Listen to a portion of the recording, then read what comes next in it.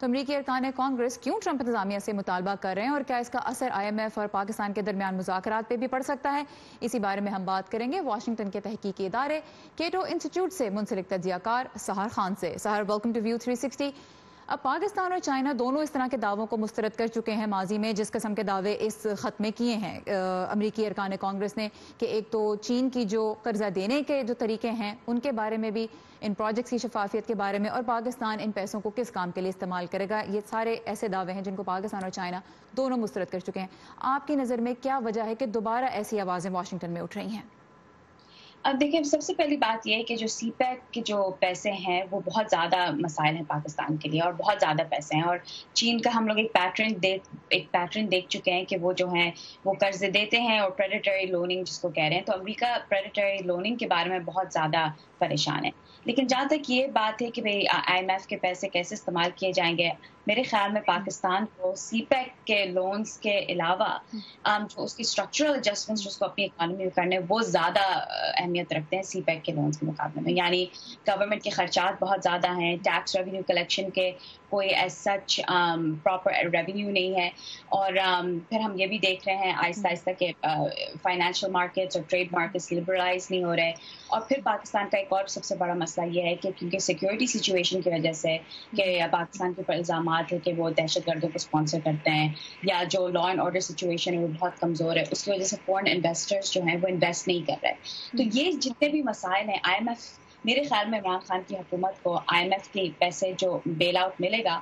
اس کو ان کاموں میں استعمال زیادہ کرنے چاہیے سی پیک کے مقابلے میں۔ اچھا، دو سوال اس میں سے نکلتے ہیں۔ ایک تو یہ آپ نے کہا کہ امریکہ کو کنسرن ہے کہ چائنا کی لینڈنگ پریکٹسز کیا ہیں، تو ایک تو میں یہ جاننا چاہوں گی کہ یہ کیا پاکستان کا اور چائنا کا آپس کا معاملہ نہیں ہے؟ اور دوسرا سوال یہ بھی اس میں سے نکلتا ہے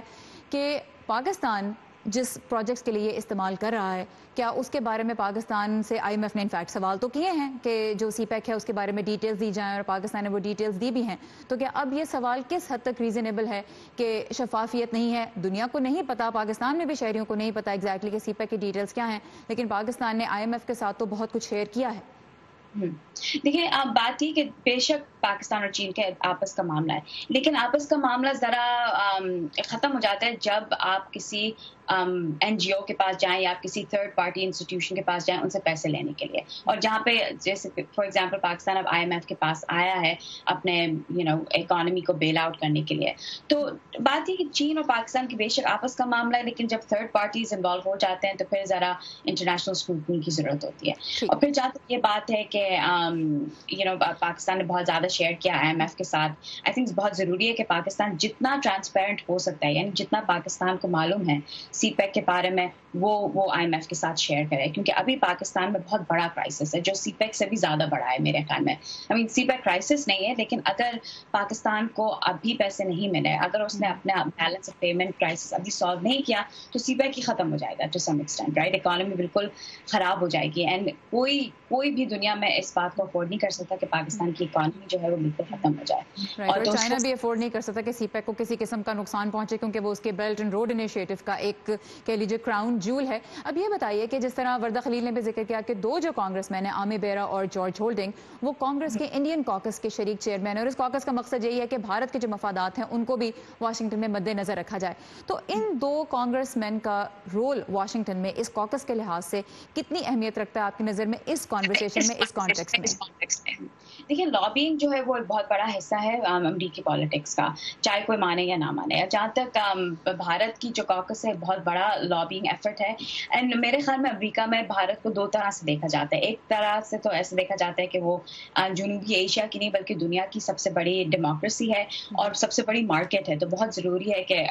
ہندوستان کو انگیج کیا جائے اکنامکلی۔ دوسرا ایسے دیکھا جاتا ہے کہ یہ پاکستانی دہشت گردی کا وکٹم ہے، اور کوشش ہمیں یہ کرنی چاہیے، کیونکہ امریکہ اور ہندوستان جو ہیں وہ ایلائز ہیں، کوشش کرنی چاہیے کہ ہندوستان کو بچایا جائے پاکستانی دہشت گردوں سے۔ پر جب انڈین کاکس کے ممبرز پاکستان کے حوالے سے اسٹیٹمنٹ دیتے ہیں تو کیا اس پہ سوال نہیں اٹھیں گے واشنگٹن میں؟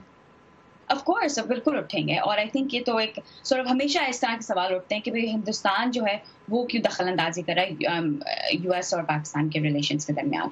बात ये है कि देखें, इंडियन कॉकस है बहुत बड़ा, बहुत ताकतवर है, ऑफ कोर्स वो चाहते हैं कि अमेरिका का जो फोकस है जब वो जनूबी एशिया की तरफ एक तो बहुत कम जाता है, एंड अगर जाए जनूबी एशिया की तरफ तो हमेशा हिंदुस्तान की तरफ जाए, और ऐसे जाए कि हिंदुस्तान के इंटरेस्ट्स मेंटेन हो। और अभी फिलहाल हिंदुस्तान और पाकिस्तान, जैसे आपको भी मालूम है, पूरी दुनिया को मालूम है, हालात काफी खराब है। अभी कुछ चंद हफ्ते पहले एक जंग भी होने वाली थी। तो हमेशा हिंदुस्तान जो है वो चाहता है कि पाकिस्तान को एक ऐसे नजर से देखा जाए कि वो दहशतगर्दी के नजर से देखा जाए या काउंटर टेररिज्म की नजर से देखा जाए। वो कुछ और नहीं चाहते हैं अनफॉर्चुनेटली। एंड क्योंकि